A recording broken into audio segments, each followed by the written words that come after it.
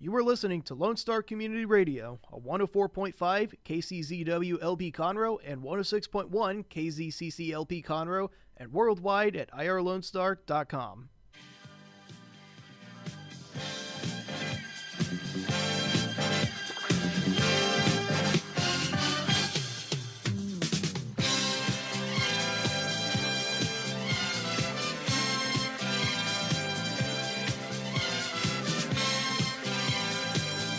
Yes, I forced Dick to play the Miko disco version of Star Wars for our bumper music, and he can't believe he's actually playing it. That's right. It's Mornings with Lone Star with Dick and Skippy. I'm Skippy. I'm Dick. One of the last remaining Miko fans in the universe. But he rocks. You gotta listen to this whole album. It's great. You know how I know we're under the Star Wars brigade? How? Our fanatics is they're reporting a death of a person who was in Star Wars. And I was like, oh man, someone else died? That's crazy. It was the man whose arm got torn off in the first one, The New Hope. With the snot like this, like kind of the bat nose.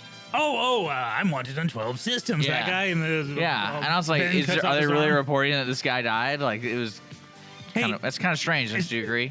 Have you ever been to like a Star Trek convention?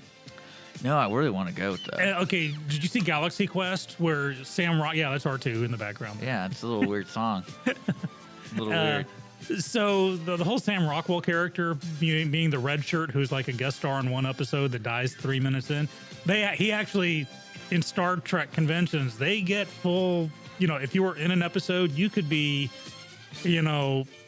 alien or red shirt number 42. You still get to sell your photos and stuff. So yeah, so he had a fan base. Whoever got his the guy got his arm cut off in A New Hope, believe me, he has his fan base. That's so bizarre. Yep. Is that not bizarre, John? Yeah. I mean, you wonder does he still have the arm? Probably mounted over his mantle. Well, he doesn't anymore, obviously, but maybe up until the point he died, maybe he stole the prosthetic arm and has it over his mantle. What did you do in your life? I challenged a Jedi and survived to talk about it. Yeah, right. I only lost an arm. Yeah, did he survive? He just lost his arm. That's it. Yeah, he's like... and it cauterized it immediately because it's a laser sword. Because it's a laser sword, yeah. He said, my friend doesn't like you, and I don't like you either. I don't like you either. See, now I understand why they wrote it in the news. Because they're nerds. Because everybody knows his like lies. Skippy and Job Jablonski. John, how are you, man? Good to have you back. If you remember, John is with Centurion Wealth Advisors. He was with us the other day, schooling Skippy on all things, basically how I can possibly avoid not having to work at Walmart till the day I die as my retirement plan. And he came back, and not only does he want to talk about the tax bill that just got passed, we want to hit him up about Bitcoins. Dick, I think you have some finances you want to hide from Holly, and he's going to teach you some great tax shelters. Bitcoin's a good way to do that. Well, it was one day, but didn't you lose 30% of that value? Price is so volatile; it's unbelievable. And now there's competitors coming out too. Well, we're also talking about a thing was nothing 10 years ago, less than 10 years ago. Yeah. So if it drops 30%, it's actually doing pretty good in my mind. You got a point. But if let's say you had Apple stock and it dropped 30%, that would hurt. But I think even as 2 weeks ago it was 17,000 a Bitcoin, and I haven't checked it in the last couple days. Let's check it now. Let's check it. I know it's down to around 13, maybe. So is this viewed as? Is this on like it is the now? It's 14. 14. Is this on the international exchange, or is this like publicly traded? Is it on NASDAQ? I think well, they're not. They can't be publicly traded because Right. it's a digital currency. But there are actually now ETFs or exchange traded funds that are basically either invested in Bitcoin mining operations or Bitcoins themselves. Wow. There's a really good documentary on Netflix about Bitcoin. I don't know if you guys have seen it. But, Yeah. But it kind of tracks it like, how it started and why it became so popular. I mean, you do understand the guy who invented Bitcoin, they still don't know who it is. I figure it's the same guy that I think it's a invented conspiracy. No, it's supposedly one guy, Nakatoshi, I think his name is, but that's like a code name. And there's 4 or 5 guys in the world that they think, oh, this guy might be Nakatoshi or this guy, but they still don't, Well, the thing I definitively know. always wonder about it, because it doesn't make any sense to me. The way Bitcoin, I understand why Bitcoin was invented. I understand why people would want to use it because of just the advantages over regular, like there's no exchange current, like rates. Well, or that's not the anything. reason. That's not the. I mean, But so it's also it started out as basically an illegal currency. In the Silk Road, the dark web, where you could buy weapons and cocaine and whatever. wait. You could buy weapons and cocaine on the dark Okay, web. how do you get to the dark web? Is it Are like you an extra saying W? the Silk I don't think. Road? Well, the Silk Road doesn't www. exist anymore. It got raided and Like the it actual shut- physical Silk Road. No, not the Silk Road back in the 1400s or whatever, but the Silk Road website where this is 10 years ago. Where, Oh, okay. So I know you're talking. I know that. Yeah. I just didn't know it was actually. Is it a physical place too? You think it was? No. Or it was just- But the operations got raided and it got shut down. or so we know. That's what we think. Okay, see, yesterday Dick learned about the chicken ranch and how Marvin Zindler shut I it already down, knew about so- the chicken ranch. I just didn't know it was in LaGrange. Yeah, and Marvin Zindler was the one that did it. I know that. You knew that? Yeah. Okay. But ultimately, so digit currencies like Bitcoin got started because it was faceless, right? So you could process transactions person to person, not go through a financial institution. Thus, you could buy whatever you want and never be tracked, right? So that's how the initial, huge popularity got started. But then recently, this recent surge is because three big reasons. One is you can't track it. Two is it cannot be frozen or shut down, and it's not taxed. So the big money in or it's speculated, the big money in these digital currencies is a lot of despots and leaders around the world that are hiding massive amounts of siphoned off money. So like North Korea. Or Putin, right? The Yeah. estimated Putin's fortune is probably in things like Bitcoin because it's not tracked, it's not taxed, can't be frozen, which is a big one for people like that, Yeah. right? If you get caught, you can still do stuff. Right, and you can access it anywhere in the world. Wow. Now, can you explain to me mining for Bitcoin? So mining for Bitcoin is not physically mining. I know Dick thinks that it is, but Well, I know what it is. I Did you- know what it is, but did you- I'm trying to understand. you went to Lowe's and got a shovel and started digging your backyard. Well, no, for no. Bitcoin? It's the only reason I know is because I couldn't buy a graphics processor one time because a dude right in front of me at a Micro Center bought like 7 of them. Yeah, and so- they only so get like a shipment of 7. Like the basically high-end what ones. mining is when if say you Dick are going to send Skippy 1 Bitcoin, right, which today is 14 grand. So what happens is it becomes part of what's called the chain, which has to be verified, and the act of verifying that transaction, that person gets to charge a microscopic fee for verifying the transaction and processing it, and that collecting that fee is the mining. So the mining is the processing. So So there is a fee still. So it's not little it's very dwarves with small, pickaxes. but it's still a fee. yeah, but it's not taxed, and it's not no one can tell it was you giving money to him, and if you were ever in trouble, the government could never freeze your assets. Because I feel like I can't believe that because it's not like computer, everything can be tracked. So the reason why all these people are doing these processing cards is you can actually build mining computers now, Yeah. and it takes a massive amount of processing power and energy. So you're to make it economical for your electrical bill, you have to have enough processing power and enough computers going to make this worthwhile, right? Yeah. If you set up one computer with 9 processors, and after you took out the energy bill and everything else, you're probably making $50 a month, right? But if you put up 100 of those computers, right, now you're making real money. And is the Bitcoin is How 18 can or it not- 14,000? How Is can that it like not the be low? tracked? Because a it's computer. because it's person to person, and the code, your ID code gets changed every time you make a transaction. So they literally There's a paper trail still. nope, there's no paper, and there's no and the electronic trail is encrypted and changed constantly. And it's not held in one place. It's held in literally thousands upon thousands of computers as pieces of the chain. I feel like this is all made up. I think this is It's- plot. when you watch the documentaries, it does sound made up. It does. I'm not lying about that, but it is. And I understand a very surface view of it, but So on a legal standpoint, I'm really glad you're here answering these questions because I understood very little because I've known about Bitcoin for about 15 years. My brother had some, and this is way back and that's just him doing like chatting online and stuff. Yeah. But the thing I never really understood is like where it's not like your Bank of America ID on a bankofamerica.com. Like it's not bitcoin.com. Let me log in and get my Bitcoin. Nope. And it's you literally got to go through a marketplace. yeah, it's literally like a file, right? and then it has to be verified, like you said. Yeah, and then you have like a digital wallet that keeps your bitcoins. Yeah. So where is this digital wallet? On the computer or on the web? Yes. Both. Yes. So, but you have to be verified every time you want to make a transaction, Yes. because you can't just sit here and make up Bitcoin and then say, "Oh, let me try to buy this box of candy online with Bitcoin," and they'll be like, "Nope, sorry, you got denied." And you're right. It does sound fake, but clearly. Well, that's what I'm saying. Because there's I billions understand. and billions of dollars. I mean, the thing I don't get is the infrastructure that it takes to complete a transaction. Because, like, I was reading this article about a guy who threw away his computers and apparently had, 400 Bitcoin on it, and that's a lot of money today. And he was trying to track down the trash dump, saying, "Hey, where did you dump my trash?" Because they kind of have little records on like where they dump that stuff. I don't understand how that works. But, yeah, you see what I'm talking about? So it's like, yeah. if I find my computer with my hard drive, I have my Bitcoin on it. So it's a physical. It's on a physical drive. See, I don't understand it in that way because I thought you held it at a digital wallet where you could access it from anywhere. Like some kind of cloud See, thing. I don't because think so, I would though. not trust my hard drive to hold anything. Well, that's what more I mean. That's why I kind of laughed, because I know the old way, that's how it had to be done, because having a cloud didn't exist. I think it's different now. But I'm speaking purely from surface view. Well, yeah, I would think so too. Now, is a Bitcoin this $14,000?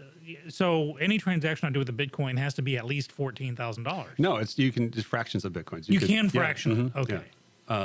Just you can't buy anything for less than 14 grand. That's the penny of that currency. Yeah, right. It's the hey penny. But I get questions all the time. People are, I want to invest in Bitcoin. Very, very speculative. Very, very volatile. Oh, if I'd had one Bitcoin, I would have sold. When it hit 17, I would have sold it, and that would have been it. Right yeah, there. I mean, it's it started jumping in 2017. Like ever since then, before it was nothing.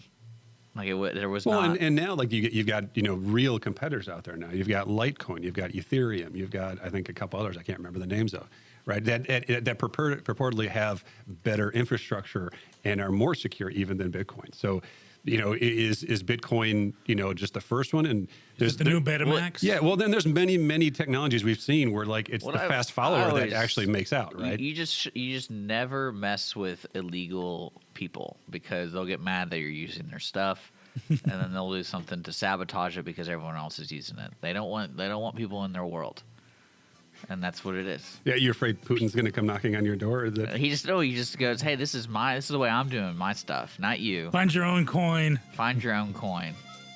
That's going to be the theme of it. Bitcoin, find your own. Find your own. So there you go. We're hanging out here on Mornings with Lone Star, irlonestar.com. And, of course, Conroe's FM 104.5, 106.1. We'll be right back for a short commercial break.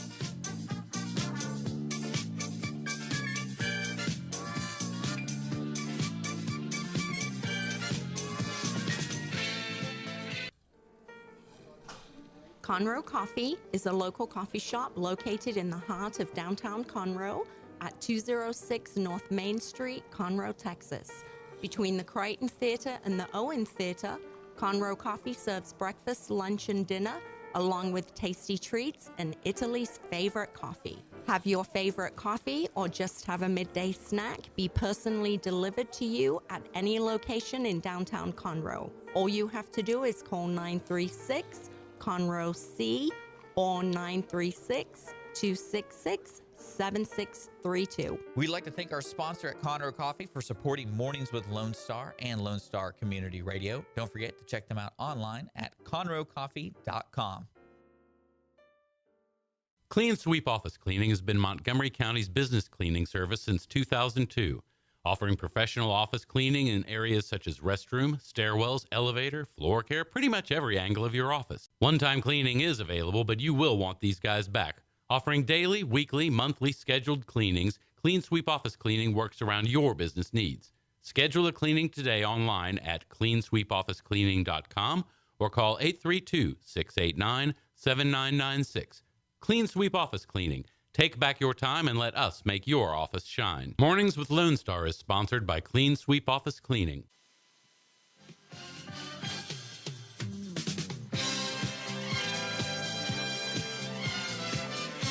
Now, Sean, I got to ask you a question. Go for it. When you bought this album, In 1978, yes. Was this just a disco fad or was this a Star Wars fad? Yes. Both. It was the perfect melding because That's what I was trying to figure out. in 1978, the two biggest things were disco and Star Wars. The best of both worlds. Yeah. And I can totally see, like, man, check out this new LP I got. Oh, this was number one. This is like for 1978. It was like the number 3 song of the whole year. And he did the Cantina Band single of it. Did he get licensed? Yeah. Oh, yeah. He's done the Superman. He did a disco version of the Superman, which is great, 20 minutes. So wait, I got to ask. So when you went to the right. disco and the song came on, were there a special set of disco Star Wars moves that went along with this? That's what I'm imagining him like. Yeah, but not just the regular disco moves. It's got to be like some sort of like lightsaber disco move. There were Oh, man. lightsaber-related disco moves. That's where they should have done that. Don't judge me. You weren't there. That's where they should have done the Star Wars kid music too. The Star Wars what music? The Star Wars kid. You ever seen that viral video from 10 years ago? Oh, yes. the kid with the lightsaber. With the broomstick. Yeah. Yeah. Yep. I remember Fantastic. That was him. Yeah, no, Miko lives in Florida and narrowly survived the storms there. I keep up with him because he rocks. Because he's disco and he's not ashamed of it. Disco's dead, but I'm still dying, my friends. And I'm Just hold on. Nah, it still hangs on there. Just believe like me. the people who think Star Wars is cool. Star Wars just is keep cool. hanging on. You know how cool it was? Okay, so today we are going to be talking about Star Wars. We got John Jablonski in the studio with us with Centurion Wealth Advisors. Not only is he going to be Welcome to talking Morning's Lone Star. Wealth Advisors, sponsored by. Conroe Coffee and Clean Sweep Office. There we go. Today's gonna be a fun day because Bitcoin, like I said, Bitcoin was a cool thing that I didn't really grasp because in my mind it makes sense in a sense of like me to you, but like me buying Kroger groceries or whatever, that doesn't make sense. But going between you and me, I get it because it's like, hey, we're bartering. We both accept the value of the Bitcoin here, and it's a fair trade. But when you go to Kroger, they don't care. They're like, just give me. But it's gaining legitimacy. That's the Now, difference is that there, yeah. as a wealth advisor? Is that scary for the overall markets, or is that? No, yes, there's billions of dollars now in Bitcoin, but it's a fraction of what's Really in the market available. in Okay. GDP and but it's most advisors I talk to would consider it like just a passing fad, right? Was there anything else like this before? Well, no, not in terms of a currency. Yeah, that's what I was- right, because currencies are issued by governments. This one's not. It's the world's currency.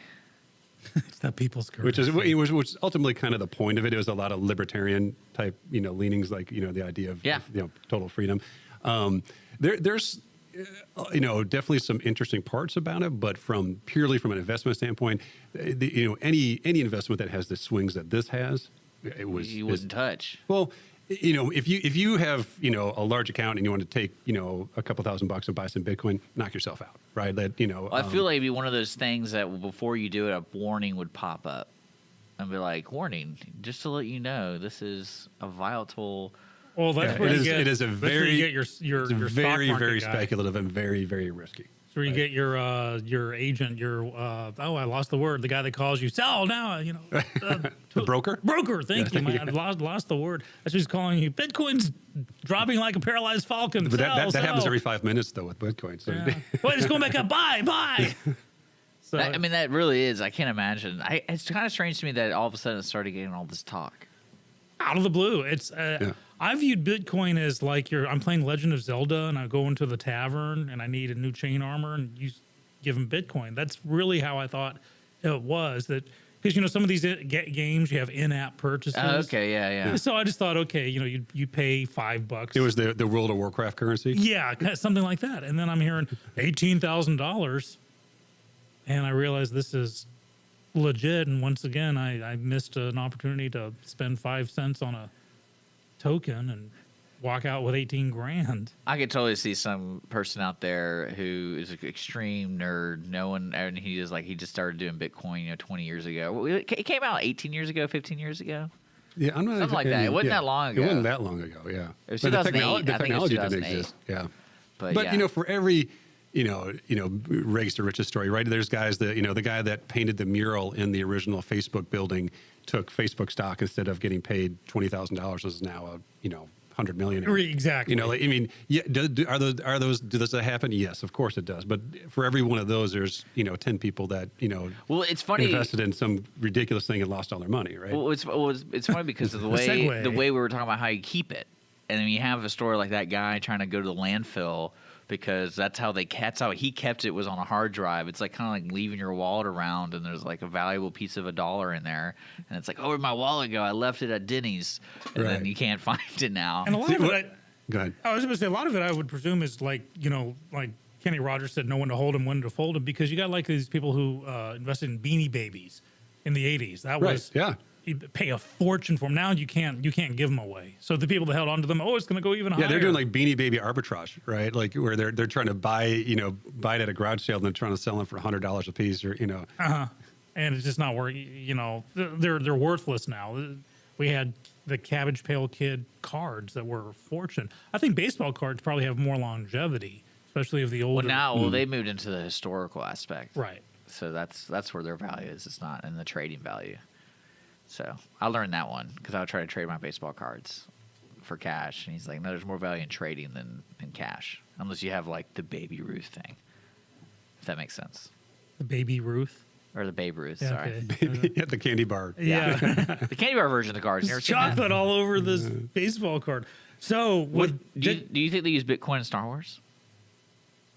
What was the currency of Star Wars? well, in the comic book, No, let's just stick with movies. Just stick with movies. No, because the comic book was based on the shooting script, which is why it had the extra scenes that they shot but didn't end up in the final cut.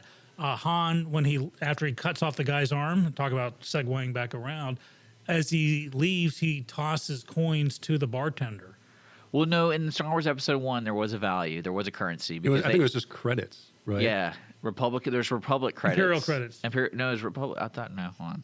Well, in A New Hope, there's something about Imperial credits. I do remember that. Because Han owes money, right? Yeah. Right. 50,000. And Dick's looking it up because we are going to be getting the Yeah, Star the Imperial Wars today. credit was the main currency used in the galaxy since the time of the Galactic Republic. So Dick, John, and I did talk about, the protocols of spoilers. We figured enough time has passed that we're going to talk openly. However, since we're not unsympathetic to those who may not have seen it yet, Dick, we're going to use code. So instead of saying you can say whatever you want. no, we're just, it's going to be an easy to crack code if you really want to. So instead of saying Kylo Ren kills Luke Skywalker, we're going to say the eagle poops on the No, you don't have to use mushroom. script. You can talk about it. We can talk about it. Yeah, I already like know that? everything. Okay, you know everything? Do you? I think I do. Okay. Without seeing it, as much as Challenge I can possibly accepted, John. All right. The door's open.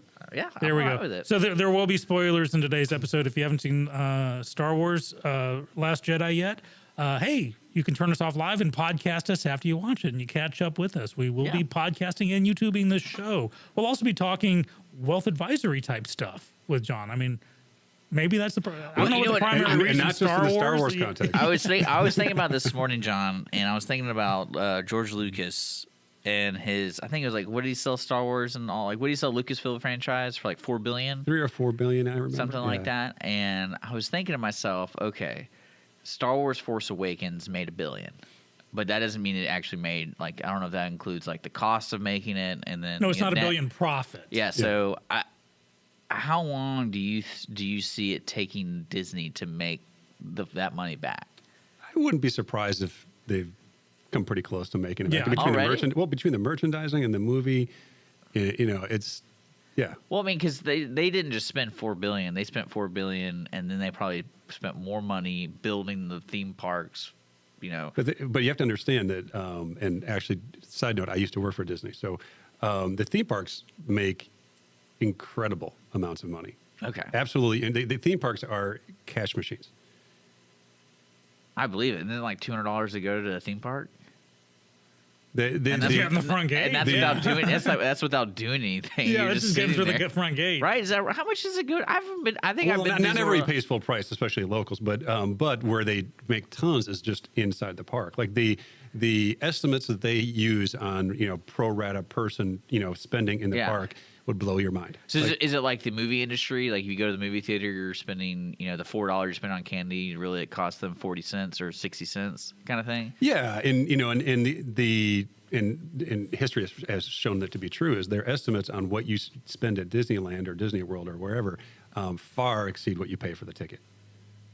Because there's people all over the world that come to Disney World. That's true. As their sort of They're big constantly vacation. busy. And they're spending hundreds and hundreds of dollars per person on sweatshirts and T-shirts and sodas Food, and yeah. and everything. And no booze though. They haven't touched the booze. That's what I've There's heard. only one place in Disneyland that serves booze. Yeah, so that to me, Club 32? Club 32? At Disney World, they had the evening time after the whole parade. There was something called Magic Island, Treasure Island. Oh, yeah.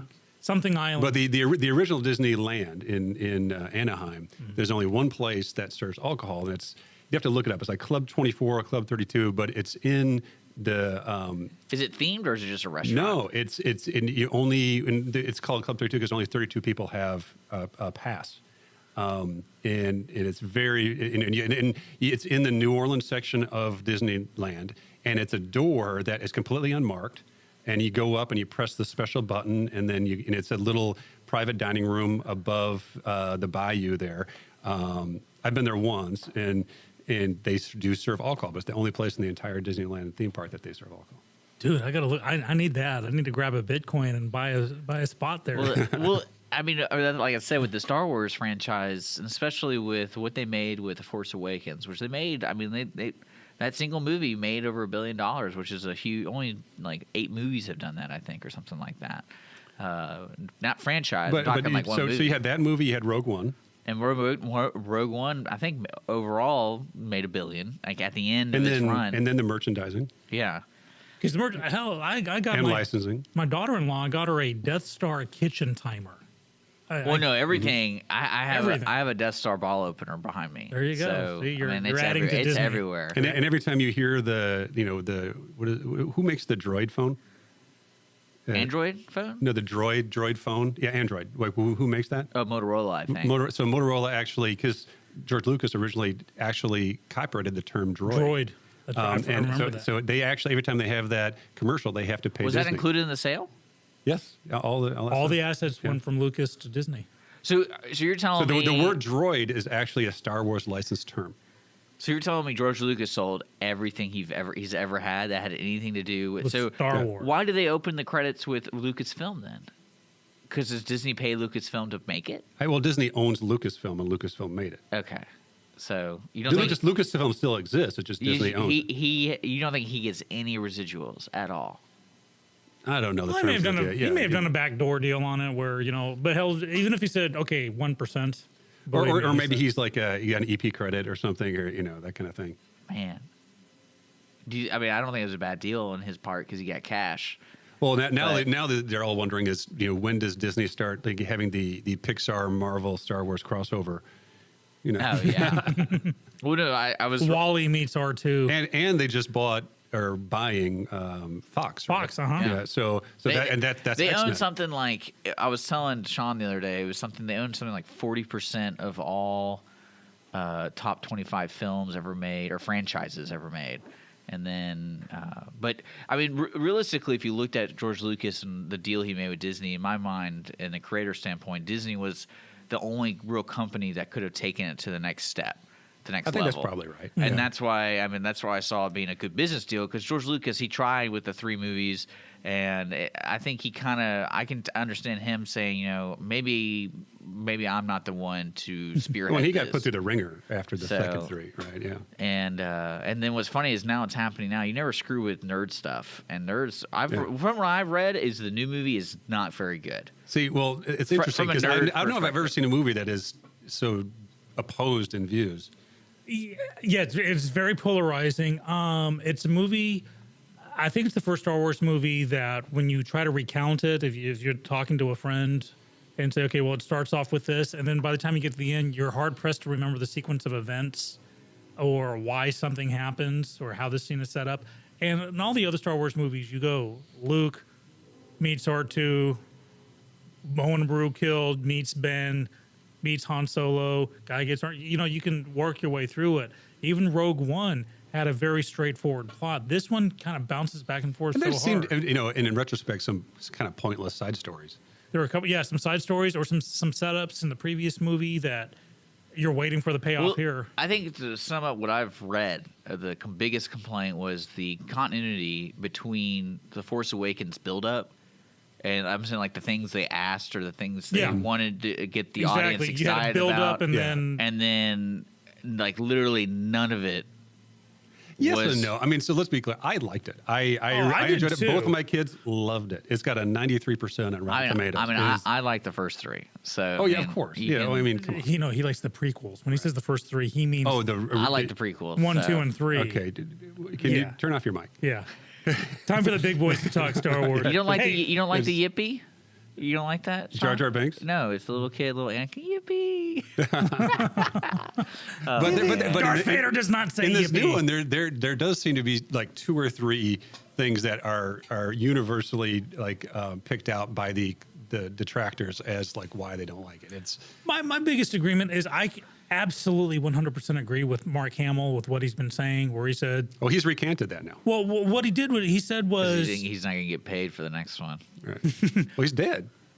Well, he's Spoiler. Is he- really, well, yeah, really, yeah, he's sure. really dead. well, he, Oh, he's going to be a he blue becomes man. a- I mean, yeah. they literally brought back Yoda. He's So- going to be part of the And they Blue brought Man back the group. puppet too. That was even better. It wasn't CGI. It was puppet Yoda. Well, no, see, and that's when like I said, I haven't Spoilers, seen the movie. people. I haven't seen the movie, but when I read that, I was like, wait, is he in the ghost form?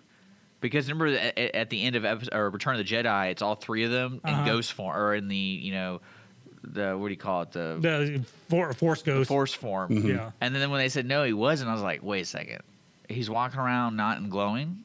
Yeah. Like, what does that even? Well, it's daylight, what does that so even maybe. imply? Yeah. And there, well, this is a good point of talking about the glowing Yoda because there's like I said, the 2 or 3 things that the detractors typically pick out. I love it, but there were some things I didn't like, and one of the things I didn't like was, if Blue Yoda or Ghost Yoda can call down lightning, if the Ghost Jedi can actually use their Force powers and affect the real world, why is this not been going on, for years, right? Mm-hmm. Why hasn't Obi-Wan been, just popping in as a ghost and making things happen? Well, I think that's what I was saying about the continuity of the Force Awakens and this one is somebody, and this is what happens with sci-fi a lot when you have new writers or new concepts. It's like, well, I really want to do this. I really have this concept. How can I make it work? And then there's not someone to check it. Like, does that really work with the other stuff we've already established? Kind of like the Metachlorians and stuff like that. Yeah. Where it's just like a curveball. You're like, wait a second, it's kind of shoehorned into the movie. yeah, and it's like yeah. I know we're trying to make the plot work, but now you're just you're correcting a problem. Or you're making a problem, not correcting one. Right. And That one scene was one of the very few scenes in the history of the universe that at the exact same time provided a scientific basis for the Messiah. yeah, Yeah, yeah. I mean, trying to use science to say this guy's an immaculate conception, that just blew me away. Like, that's messed up. Yeah. I mean, it And failed then, on both the fronts. whole Metachlorian concept has kind of gotten thrown away. Well, I mean, see, at least with that concept, it could have proven that why, like Rey and people who are all of a sudden, like Luke, like all of a sudden they're really great Jedis. All of a sudden, I think it's because they're And left-handed. that would have explained it though if they did it that way because that they're naturally gifted. So the Rey thing, again, spoiler alert, like one of the big problems people have is the idea that, she's nobody, right? I loved that writing. I thought it was great. I thought it was a great left turn. And it was a great. Well, you realize that might not be true. Might not be true, but it was also I mean, a great you're scene and listening- very well acted by you're- Adam Driver, where he's like, "You're nobody, but not to me." That was really well done. How I is liked- that? How do you not see that through the Darth Vader concept? Like the dark side's tricking her. I don't know. That's how I saw it. I just love that concept. Like there's this build up, but no, it's not what you think. And all the fanboys are going crazy, but it's actually this other, choice, They wanted her to be Luke's daughter. Well, like I said, She had, not every good Jedi has to be a Skywalker. Well, that's why people were upset about the Force Awakens setting up so many things, and then basically this well, one just all of them. knocks them all Snoke. down. You went, who's Snoke really? Well, Snoke. Nobody now. Half the man Well, he was. and they might go into that story later, but yeah, that was definitely a big problem people had. Well, we're going to continue talking about this because I want to, but we got to take a break, guys. I'm sorry. We got to go. We got to listen to a couple songs. Just play the entire track A of this. It's 15 minutes long, and No, we're not going to do that. Okay. We'll be back with Mornings with Lone Star, brought to you by Conroe Coffee and Clean Sweep Office Clean. Thanks for joining us this morning. We're having a great time.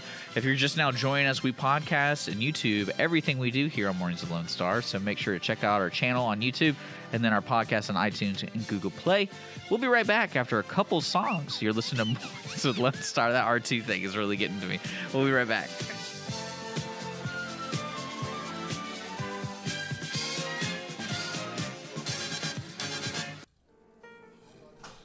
Conroe Coffee is a local coffee shop located in the heart of downtown Conroe at 206 North Main Street, Conroe, Texas. Between the Crichton Theater and the Owen Theater, Conroe Coffee serves breakfast, lunch, and dinner, along with tasty treats and Italy's favorite coffee. Have your favorite coffee or just have a midday snack be personally delivered to you at any location in downtown Conroe. All you have to do is call 936 Conroe C or 936-266-7632. We'd like to thank our sponsor at Conroe Coffee for supporting Mornings with Lone Star and Lone Star Community Radio. Don't forget to check them out online at conroecoffee.com. Clean Sweep Office Cleaning has been Montgomery County's business cleaning service since 2002, offering professional office cleaning in areas such as restroom, stairwells, elevator, floor care, pretty much every angle of your office. One-time cleaning is available, but you will want these guys back. Offering daily, weekly, monthly scheduled cleanings, Clean Sweep Office Cleaning works around your business needs. Schedule a cleaning today online at cleansweepofficecleaning.com or call 832-689-7996.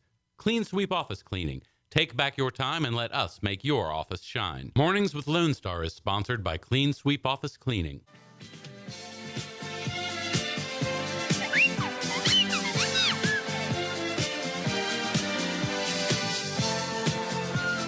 You're back. Mornings with Lone Star. It is 10:16 on Thursday, December 28th. Mornings with Dick and Skippy.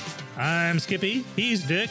And we're sponsored by Conroe Coffee and Clean Sweep Office Cleaning. We got John Jablonski in the studio with us with Centurion Wealth Advisors. Sooner or later, we're going to start talking about wealth advising stuff, but we'll also be talking about spoiler-rich Star Wars zone stuff here. So if you want to be part of that conversation, or if you know the other stuff about wealth management and wealth advisory, give us a call, 936-647-3776. Leave a message, or hit us up on mwlonestar.com. We will be podcasting and YouTubing this show, so you can, if you haven't seen Star Wars yet, Last Jedi, go watch it and then turn on the podcast and join in. So I have to ask you something, John. Okay. Would you work for the Hutt family? Would I work for the Hutt family? Well, they're a criminal organization. Yeah, would you be their wealth advisor with their money? Probably not. Yeah. Because they're, I'd have to launder it, which would be illegal. Well, they do Bitcoin. They could do Bitcoin, right? They could do, you're right. There you go. Do Imperial Bitcoin. Man, that'd be so funny. I don't think I have a chair in my office that fits a giant slug, but I love how they have Imperial credits and then Republic credits. Can you imagine, go, hey, I'd like a Coke, please. It's 50 Imperial credits. Sorry, that's Republican credits. Well, I've only got Republic credits. Well, that's why they have Bitcoin.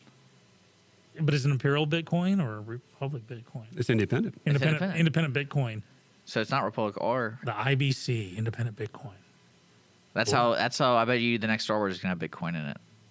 Well, no, push. that fits into the prequels. Big commercial push. That fits in the prequels when the whole drama was trade embargoes. Now, how do you think the Star Wars franchise is gonna jump the shark? Jar Jar. Well, a lot would argue that it did already, but Yeah. Really?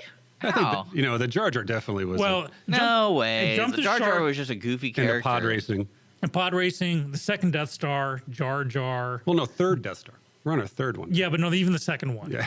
Just okay. Well, we blow no, up one, we can blow up another. I will be honest. The second one did make sense, mainly because I imagine if you're a military guy and you're building a weapon to end all, you're building another one just in case. I feel like that kind of might have been on the drawing board. Yeah. Just because, like, hey, it's cheaper to build two than one because.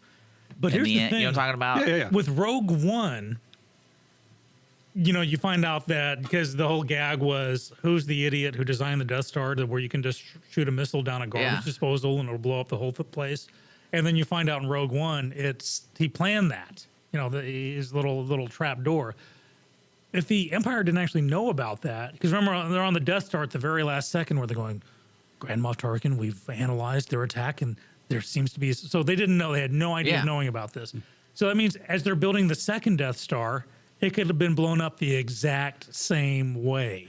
Well, that's also one thing, and I think the original 3 did so well, is they didn't go into detail to leave room for error in the sense of, why do we need to know, like, that conversation ever happened? If that makes sense. So it's like, because, if they build the second one and they know there's an error in it, it's just because they didn't have the manpower or the smarts to rebuild it in a different way. That's the way it has to be built. Well, they're going off the original plans. Yeah. And so if they're building the second one, they have no reason to know why the first one got destroyed. It's just it got blown up somehow.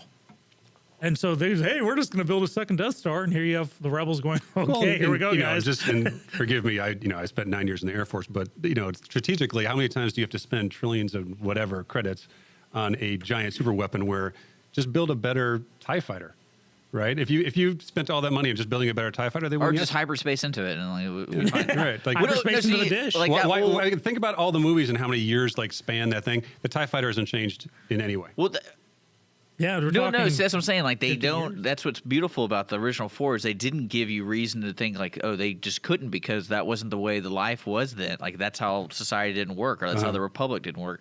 And that's what confused me about Rogue One was, why was this guy so important?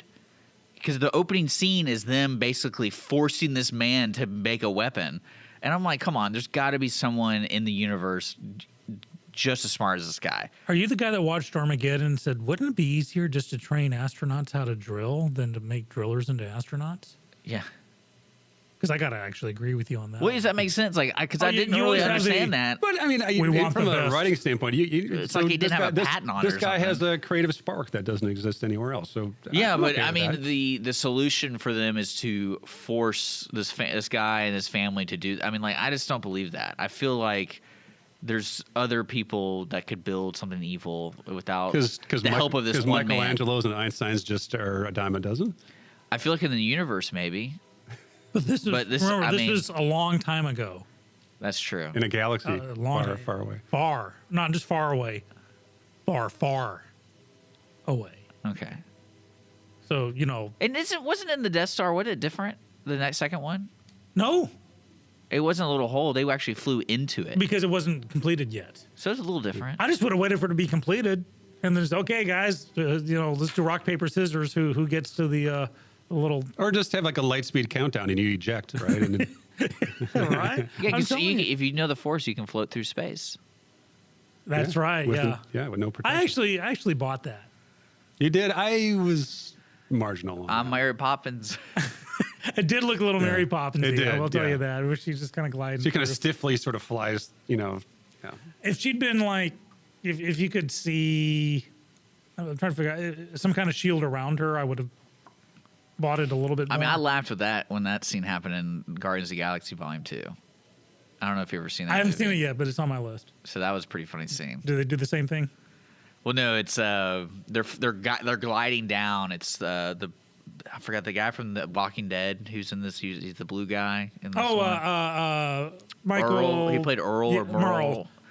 But he's floating down with the main Oh, I'm character. Mary Poppins. And Yeah. he's like, yeah, you're like Mary Poppins. He's like, who's Mary Poppins? And he's like, is she cool? Is she cool? He's like, yeah, she's cool. Or he's cool. He's like, I'm Mary Poppins, y'all. And he's like floating down. That was a good. It was a funny scene. Yeah, That was was very funny. I heard people saying that on Facebook. I'm Mary Poppins. I don't think they said y'all, though. I think they said something else. But yeah. now I have the context for it. So let's take it from a long time ago and far away. Well, one thing, let's do this. Okay. So you guys grew up on the original Star Wars. Yes. Yes. And I grew up on the first three. I think I was 12 when 1999. Yeah. It Oh my explains gosh. a lot. Yeah. Yeah, so yeah.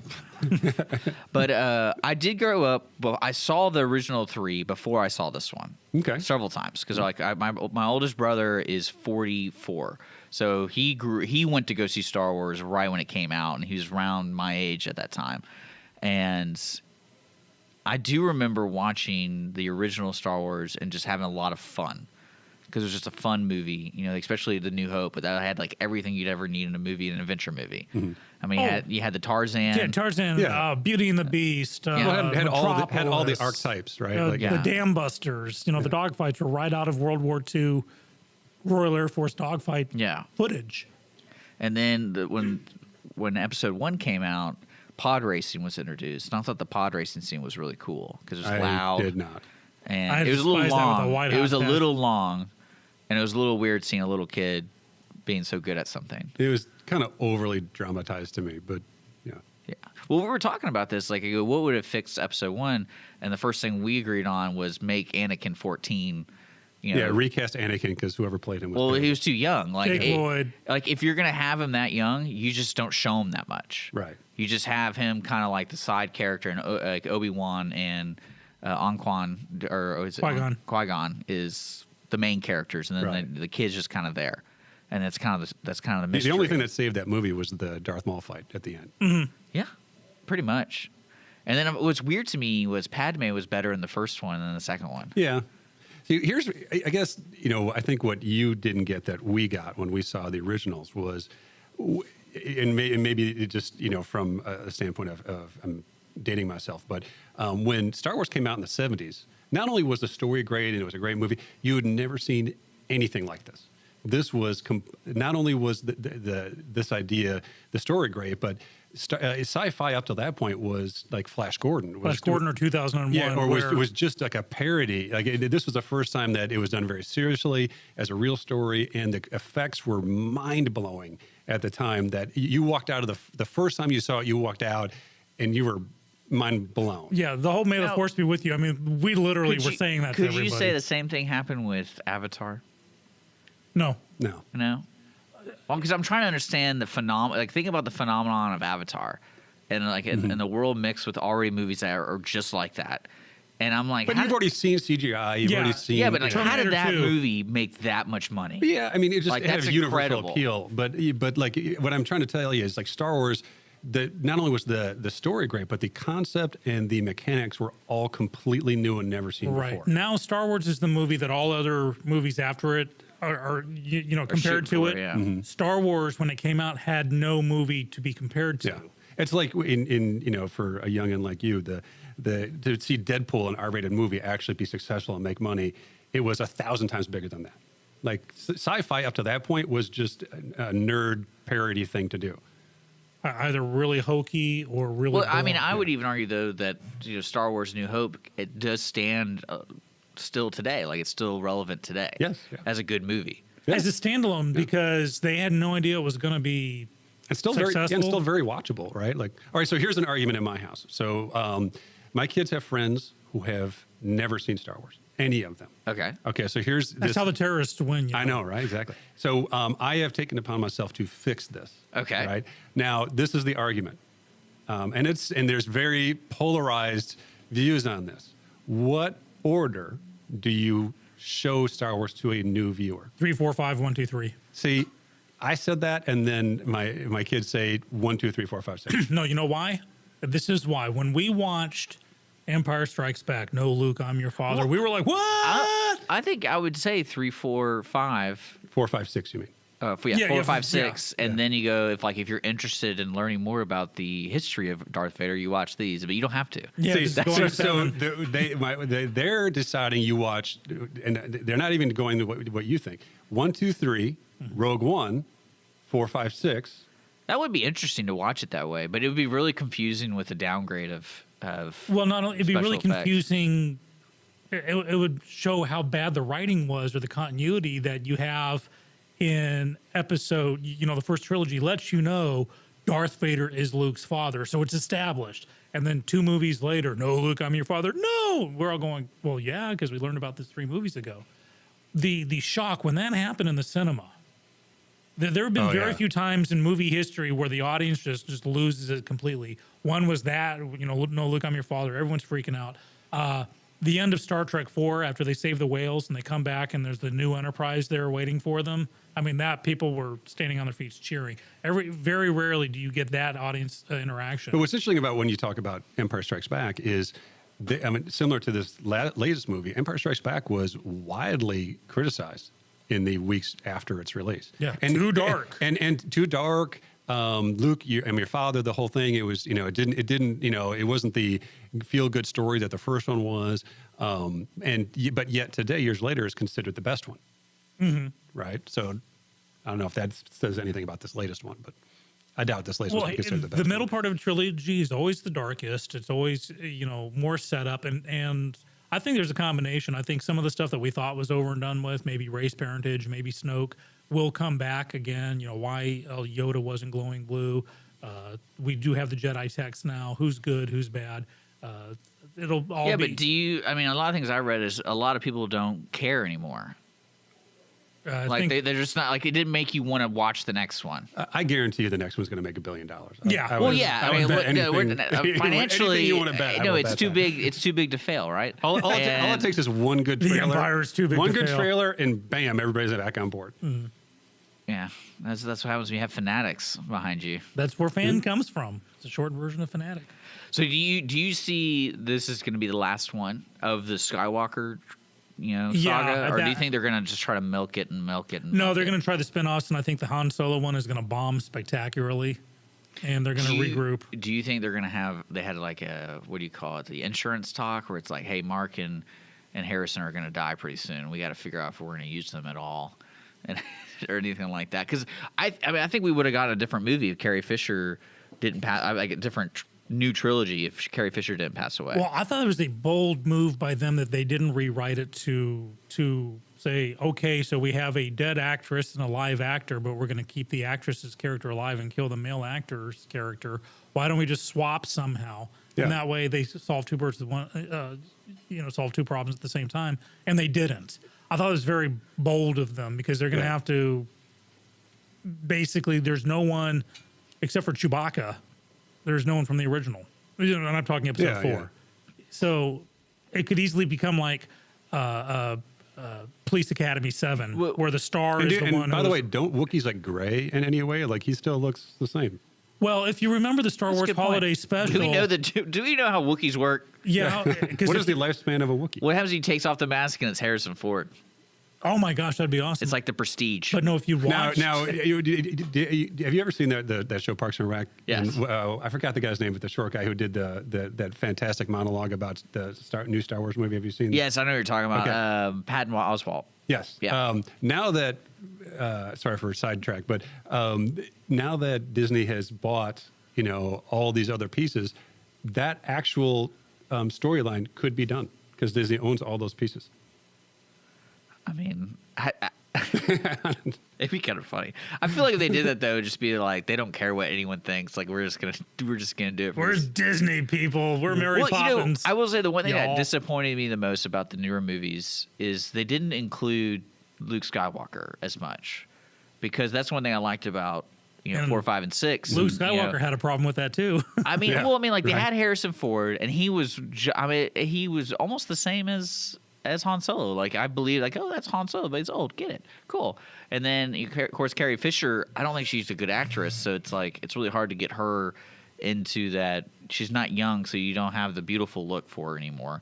But she's also not a strong actress where she can be a Meryl Streep in a role where she has some she couldn't authority. Pull off the gold bikini anymore. Well, I think that's what sidetracked people from focusing on her acting ability, if that makes sense. Yeah. Dang, you got old. Well, I mean, as writing of it and stuff like that.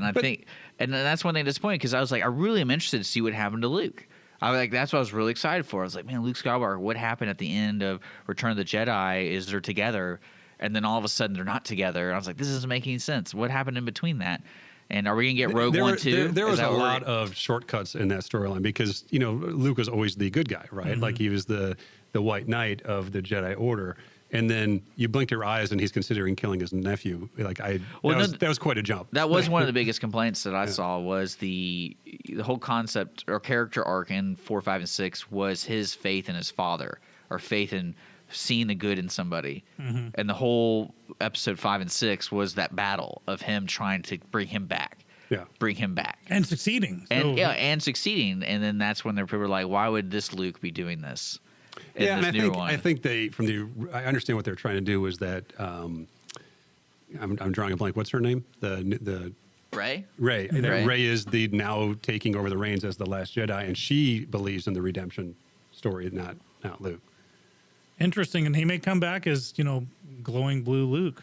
Who can actually now do force powers in the real world because Yoda. Yeah, he can bring lightning down and blow up the fourth Death Star. See, I feel like if they could do it all over again, I would rather watch a movie with Han Solo, Luke Skywalker, and Princess Leia together at the beginning. Yeah. Like they're continuing the story of where we left off, and then Like maybe the middle ground, like what happened there. Yeah. Well, The just- morning that's after where- the celebration. but I know so there's a Han hangovers. Solo movie. I know there's. But that's talks going to of be a prequel, though. It's Yeah, not like this is what. There's the Boba Fett movie. I know there's going to be there's supposed to be a Jedi Academy, script that's floating around. and then like all these kids die. yeah, well, Do you know what I would love? And I know we got to go to break soon, but when Star Wars came out, they had no idea if it was going to be successful or not. So they had a low budget sequel planned. Lucas wrote a script for it called Splinter of the Mind's Eye. And when Star Wars came out and it was this huge success, they novelized it instead, gave it to Alan Dean Foster to novelize. And it was just Luke and Leia, Darth Vader makes an appearance, and then basically new characters, a single planet that they're on. And it's considered canon, actually, because anything that happens to that could be fit in between Star Wars and Empire Strikes Back. And although the only difference in it is there's a bit where Luke is fantasizing about the things he's done with Leia and thinking about marrying her as a result. Well, So- I think society's okay with it now since they watched Game of Thrones. Okay, that's think good. they're okay with well, that it kind is of a long stuff. time ago in a galaxy far, Just far throwing away. that out there. But I wouldn't mind that actually someday in 20 or 30 years. You were asking how would they do that to have that be one of the movies where it would be a slide in between episode 4 and 5. I mean, they only have. But the problem is the actors who were like once passed away. Oh no, it'd have to be new act. But it'd be like and Star see, that's when Trek. I was like, they had a missed opportunity with it because they could have done something like they did with Force Awakens and introduced new characters, but through the transition between 7 and 8, that's when they could have done it. Like at the end of 7, they kind of introduced Rey, and they're like, who's this Rey character and who's this Snoke character? But It's we almost still like a have the next focus on generation. Mark Hamill and like the Jedi and stuff. And then in 8, they go into more of the history of like, what's Luke been up to, that kind of stuff. kind of making it like a Star Trek Generations. Yeah. Trying to mix and match. And That works. then by the time you get to 9, it's like you have all new characters, and the old characters that we all loved have gotten a nice, send off either by killing Han Solo, and that'd be like the big twist at the end of like say 8, and then in 9 they're continuing without Han Solo. Because think about it, like Mark Hamill didn't even get to see his friend die, yeah. and like to me that's kind of cheap And then writing. along the progression, they just keep building ever yet bigger super weapons Yeah, to the point where it's like a Death Star system, right?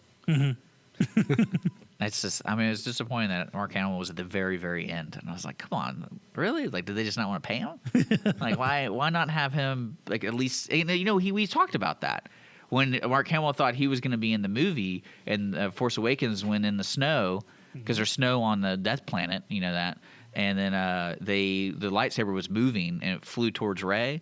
That's where Mark Hamill thought he was coming in, and is that he would be the one that grabbed the lightsaber and fight Interesting. Kylo, and so that way he could witness the death and all that kind of stuff. Yep. But Yeah. But no. but JJ sucks. JJ's directing the third one. He sucks. Why do you think? And this is something I'm talking to Sean. We'll go to break after this. We'll actually ask the question: why do you think they gave this Rain Johnson guy full control?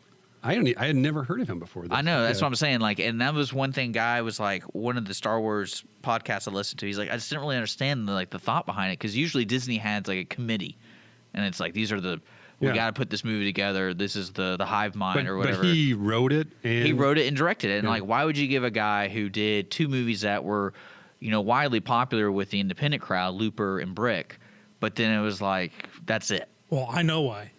Because late at night when no one else is watching, he takes off his Mission Impossible mask and it's Harvey Weinstein underneath. Maybe you think so? Man, he's always behind every successful right. movie, Right. even if we want him to or not.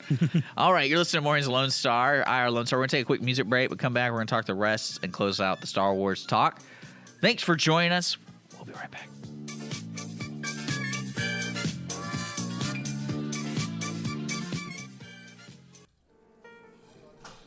Conroe Coffee is a local coffee shop located in the heart of downtown Conroe at 206 North Main Street, Conroe, Texas. Between the Crichton Theater and the Owen Theater, Conroe Coffee serves breakfast, lunch, and dinner, along with tasty treats and Italy's favorite coffee. Have your favorite coffee or just have a midday snack be personally delivered to you at any location in downtown Conroe. All you have to do is call 936-CONROE-C or 936-266-7632. We'd like to thank our sponsor at Conroe Coffee for supporting Mornings with Lone Star and Lone Star Community Radio. Don't forget to check them out online at conroecoffee.com.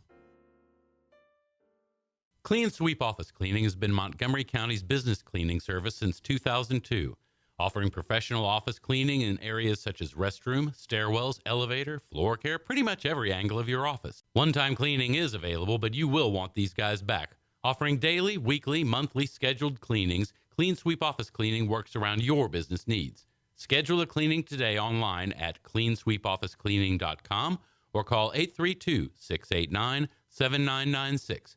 Clean Sweep Office Cleaning. Take back your time and let us make your office shine. Mornings with Lone Star is sponsored by Clean Sweep Office Cleaning.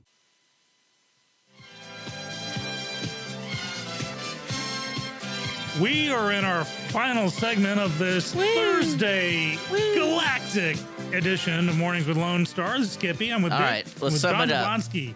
Is it worth going to the movie theater Yes. to see Star Wars? Yes, see it in okay, 3D. see, Absolutely. I'm going to try to 100%. see it. 100%. 3D too. See it in 3D because it's not obtrusive 3D. It's very organic.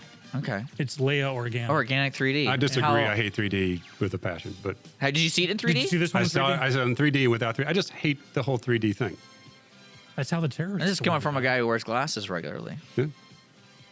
Partly because I have to wear the 3D glasses over my glasses, which is uncomfortable. All right. I just realized that.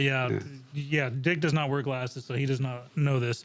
That's but- why I feel like Google Glass wouldn't be successful for me because I'm not used to wearing glasses. And so if I didn't have frames, I wouldn't have the glass. And if you It'd just did be wear- like a frame. And that's what it would be. And if you did wear glasses, you're having to fit it over your glasses, and it feels really weird. So, Google Glass was doomed to fail. But we are here in the studio with John Jablonski with Centurion Wealth Advisors, and we're actually going to talk some wealth advisor stuff. We are. Yeah, we got a couple minutes. Got Let's a couple do it. minutes left. So, John, big question. You know, the tax plan, the tax law, I think, or signed into law.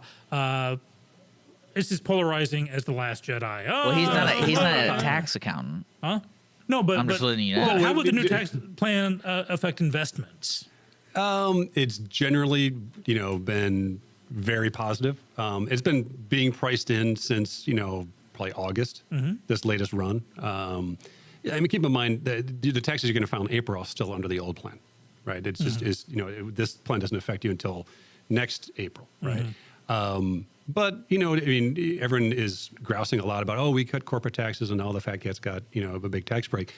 Ultimately, that is very, very powerful driver for the market because if you own stock in Exxon, right, they're paying less taxes, thus they have more cash on hand. They can invest more or pay a bigger dividend or generally increase the profitability of the business. That's good for investors, right? Now, if you're not invested, like Us. then I'll say it. then that doesn't help you, right? Right.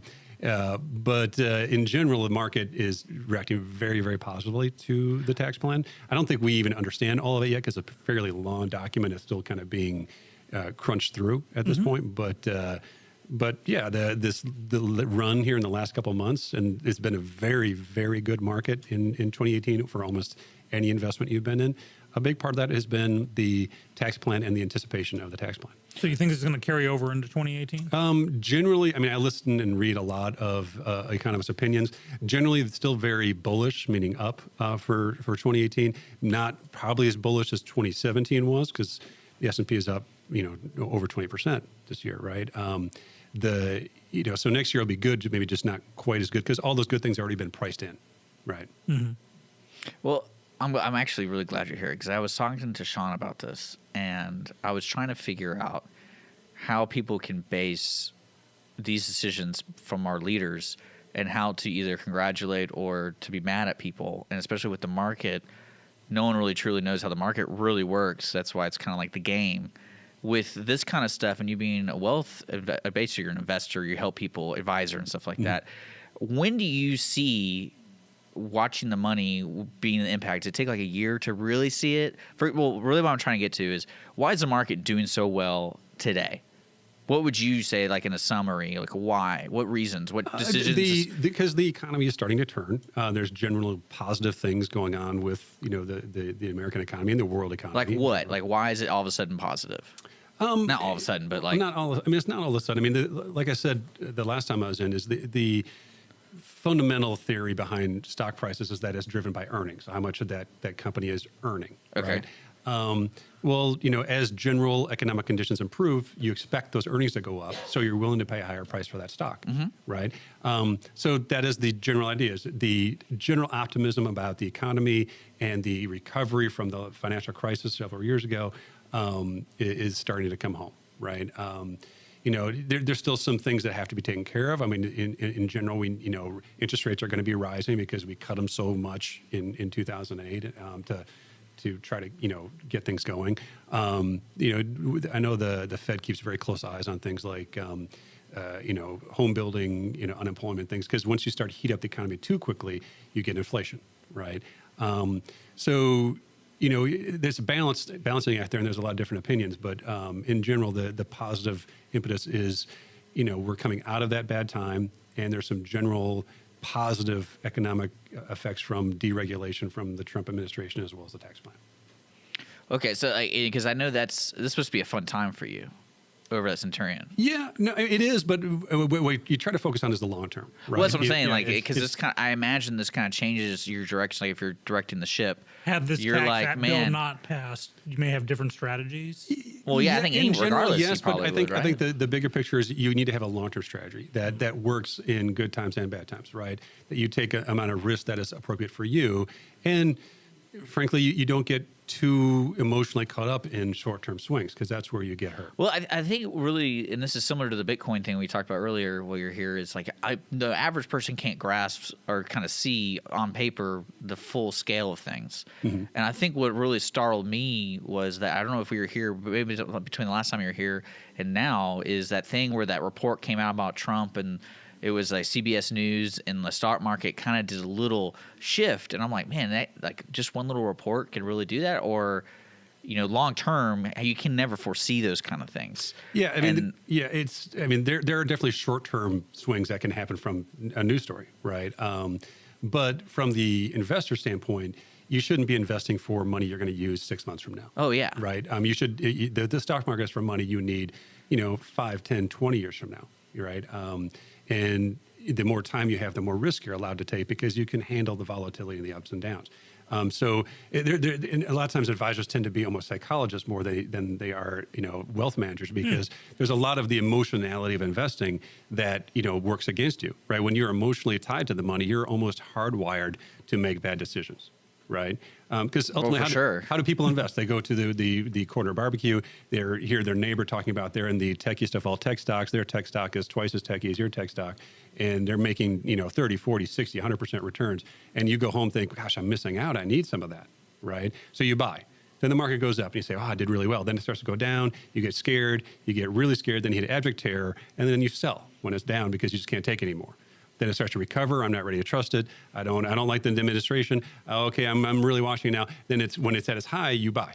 And you buy high and you sell low, and you buy high and you sell low, where ultimately the math says you need to do the opposite, right? But you will. That's where I've been messing up. And people will do that over and over again, buy high and sell low, because your emotions are tied to the money, which ultimately is one of the biggest roles of a financial planner, is to, here's somebody who is experienced enough and is not emotionally tied to the money that can coach you through that. Well, I feel like Disney's stock might be a good stock to get in. It would have been like 80 years ago. But also, Disney it's so big. Like how much do they have to earn to actually move the needle, right? That's true. Yeah. Well, because I imagine them making their next big move is going to be the streaming platform. And that's going to cause a little bit of a needle movement, I imagine. Yeah. And then after that, it's more of just trying to keep up with how much money they've been making every year and making a little bit more money. Once you get to that size to achieve the kind of growth that investors are looking for, we're talking. Well, I meant long term. I feel like Disney might be a good long term. So say you want a stock that is earning 7 to 10% a year. That's not Disney, is it? For Netflix to earn 7 to 10% a year is a whole different paradigm than Disney earning 7 to 10% per year, right? Because the economies of scale are drastically different. So can Disney sustain that kind of growth? Questionable, right? So, I mean, but, you have to do your research. Yeah. I mean, I think a lot of stuff what people get into with it is that's where you come in. Yeah. Because you take the emotion out of it, and also the game plan. And I have the time to research this stuff exhaustively every day. Well, that's what you do. Yeah. That's what you do. I mean, I hope that's what you do.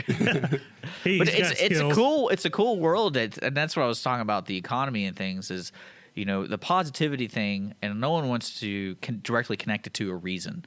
It's more of the whole world is doing their own thing, and somehow more good than bad's happening, in a sense. Mm-hmm. And I'm kind of interested. I'm very interested in seeing tech stock because I have a theory that Facebook in the web bubble might happen again. That's my kind of won't burst, but it's kind of. I mean, the technical analysts would say because tech was so very, very good in 2017, incredibly good, that it's only natural for it to have a correction in 2018. I'm not sure if I believe that. And like the new term in the tech world is, have you heard the term FANG stocks?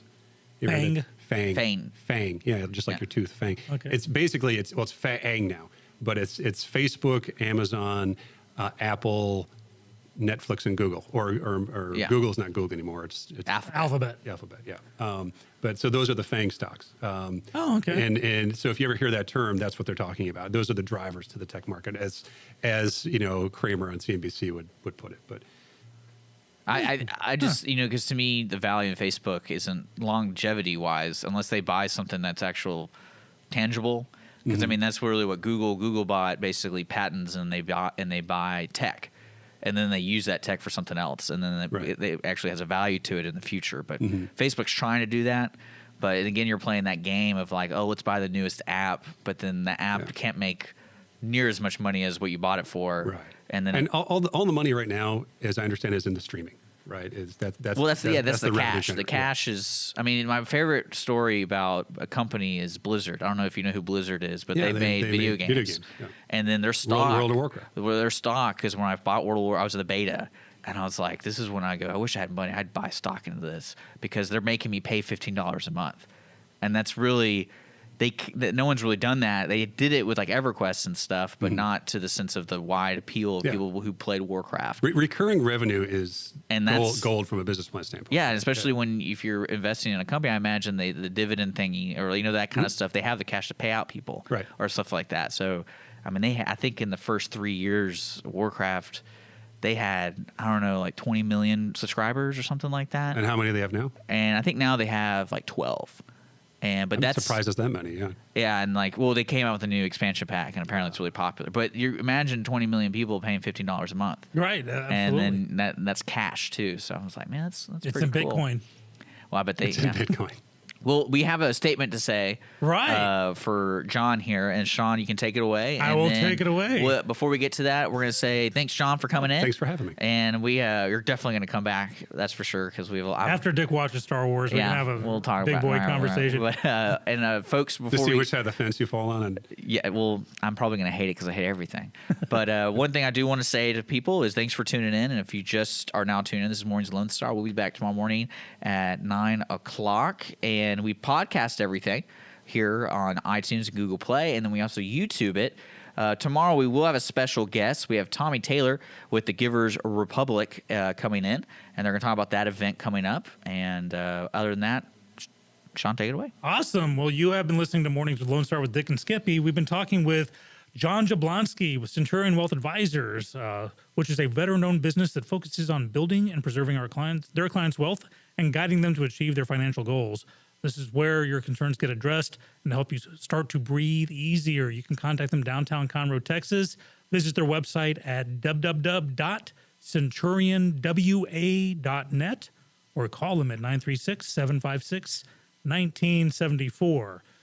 Now, John Jablonski offers securities and investment advisory services through Royal Alliance Associates Incorporated, a member of the FINRA, SIPC, at 414 West Phillips, Suite 103 in Conroe, Texas.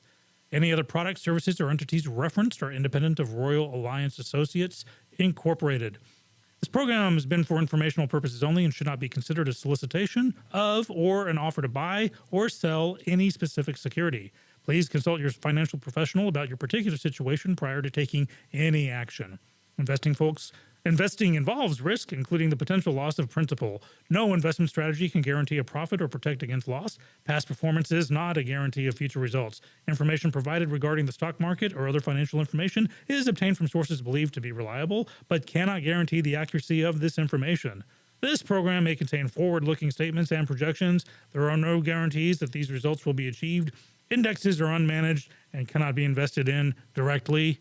And finally, Han shot first. I like that little addition to it. Thank you. Folks, I hope you enjoy this morning. We're looking at gloomy next 7 days. So tune in tomorrow morning. We'll try to make it. We'll try to make it brighter. There you go. Thanks for tuning in, and don't forget our sponsors of Mornings with Lone Star. That's right. We have Clean Sweep Office Cleaning and Conroe Coffee. Stick around. We got more shows coming up on Lone Star Community Radio. Full lineup, irlonestar.com/show calendar, and we'll see you tomorrow morning.